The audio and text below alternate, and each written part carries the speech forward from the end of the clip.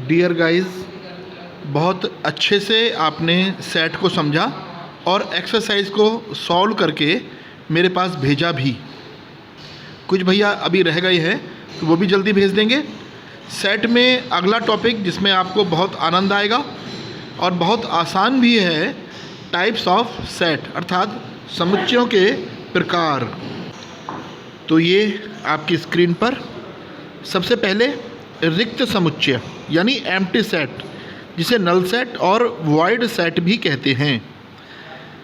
अब इसको ऐसे समझिए जैसे कोई सेट ए है और ये आपने पढ़ा x सच दैट x एक प्राकृतिक संख्या है जो कि एक से छोटी है, तब इसमें कौन सा एलिमेंट आएगा?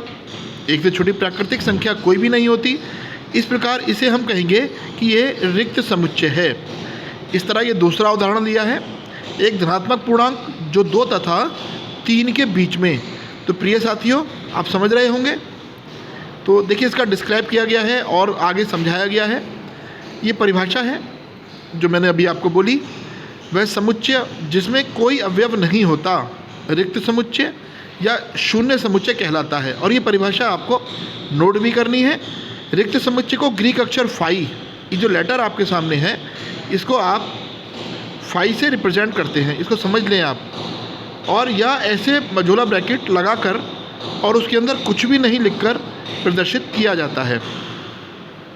ठीक इसी तरह आगे समझिए। अभी आपने समझा रिक्त समुच्चय और अब आया एकल समुच्चय यानी सिंगलटन। जैसा नाम से स्पष्ट है, केवल एक एलिमेंट हो। ये उदाहरण दिए गए हैं ए और बी, इसे आप ध्यान से पढ़िए। ऐसे समुच्चय को एकल समुच्चय कहते हैं। ये इसकी परिभाषा। वह समुच्चय जिसमें केवल एक ही अवयव या तत्व हो उसे एकल समुच्चय कहते हैं। देखिए फिर एक एग्जाम्पल दिखाया। इसके साथ आता है परिमित और अपरिमित यानी फाइनाइट और इनफाइनाइट सेट्स, है ना। फाइनाइट किसे कहते हैं? परिमित, जिन्हें आप काउंट कर सकें, और इनफाइनाइट जो काउंट नहीं कर सकें यानी अपरिमित। नाम से आपको एकदम क्लियर हो जाएगा। ये लिखित में आपके पास उदाहरण है और यहाँ पर है इनकी परिभाषाएं। ऐसा समुच्चय की जो रिक्त हो और उसमें अवयवों की संख्या लिमिटेड हो। देखिए यहाँ पर रिक्त हो छपा है, ये है कि रिक्त न हो। परिमित समुच्चय कहलाता है, अन्यथा समुच्चय अपरिमित समुच्चय हो जाएगा। जैसे वाई वर्ष के महीनों का समुच्चय हो, वाई वर्ष के वाई यानी कोई सेट है और वर्ष के महीनों का नाम लिखना है, तो इसमें जो आप लिखेंगे जनवरी फरवरी वो लिमिटेड होंगे, इसलिए ये परिमित हुआ। ठीक है। और यदि जैसे एक बिंदु से गुजरने वाली रेखाएं तो बहुत सारे निकलेंगी, तो ये अपरिमित हो गया। लिखने का तरीका सेट का वही है कि मझोला कोष्ठक लगाया और उसके अंदर लिख दिया जो भी कुछ लिखना है। ठीक, तो ये सब उदाहरण हैं, आपने देखे होंगे। ये इनकी परिभाषा जो आपको नोट करनी है। ठीक, समान। ये देखिए अगला आ गया समान समुच्चय, इक्वल सेट्स, जिसके अंदर एलिमेंट्स सेम टू सेम हों अर्थात अवयव एक समान हों। वही अवयव इसमें और वही अवयव इसमें। अब तो फिर इसमें फ़र्क क्या है? उनके क्रम में अंतर हो सकता है, आगे पीछे हो सकते हैं। इसके साथ होता है समान समुच्चय यानी इक्वल सेट, दूसरा होता है इक्विवेलेंट। अब इक्विवेलेंट में क्या है? इक्विवेलेंट को ज़रा ध्यान से समझिए। इसमें नंबर ऑफ़ एलिमेंट्स कितने हैं गिनिए आप। 1 2 3 4 5। लिखा क्या है वो नहीं, नंबर ऑफ़ एलिमेंट्स। इसी तरह यहाँ भी गिनिए 1 2 3 4 5। इसमें भी 5 थे और नंबर ऑफ़ एलिमेंट्स इसमें भी 5 हैं, इसलिए इसको इक्विवेलेंट एलिमेंट कहा जाएगा। देखिए ये लिखा गया है, भले ही एलिमेंट्स अलग अलग हों। ठीक, तो ये आपके कुछ टाइप्स ऑफ सेट थे। इसको हम इंग्लिश में इस प्रकार लिख सकते हैं, फाइनाइट सेट। क्रम आपकी बुक के हिसाब से आगे पीछे होता है, तो कोई बात नहीं, हम अपने इंग्लिश मीडियम वाले भैया इंग्लिश में उतार लेंगे और हिंदी वाले भैयाओं को भी ये परिभाषाएं देखनी और समझनी चाहिए। Finite set is set which is empty और consist of a definite number of elements. देखिए मैंने हिंदी में अभी बताया कि वो एम्प्टी ना हो, तो एम्प्टी सेट जो होगा वो भी फाइनाइट सेट की श्रेणी में ही आएगा। ये हमें यहाँ पर ध्यान रखना है, जैसे मैंने अभी इस वीडियो में बताया। तो जो परिभाषा लिखी है वो सही लिखी हुई है।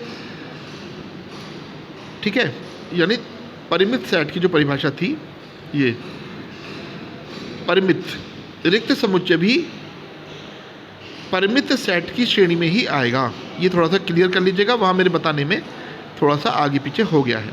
ठीक, तो ठीक है, जैसे इसमें एलिमेंट्स है 1 2 3 4, तो is a finite set because it contains a definite number of elements, that is only 4 elements, यानी नंबर ऑफ एलिमेंट्स आर 4।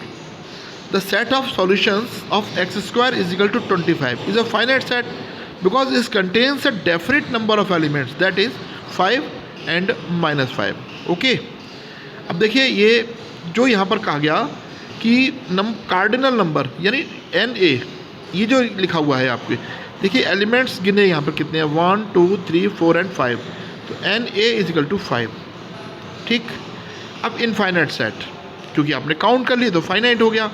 ये डेफिनेशन लिखी है और इसके बारे में पूरा आपको डिस्क्राइब किया गया। देखिए डॉट डॉट डॉट लगा दिए, जैसा मैंने एक बार पहले बताया था कि 3 डॉट लगाए जाते हैं इनडेफिनेट शो करने के लिए। ठीक है, ध्यान रखेंगे। इसके बाद एम्प्टी सेट, यानी वो जो उधर रिक्त समुच्चय बताया था, empty set. A set which does not contains any element is called an empty set और नल सेट और void set. It is denoted by phi, और केवल ब्रैकेट लगा दिया और उसके अंदर कोई भी एलिमेंट नहीं लिखा।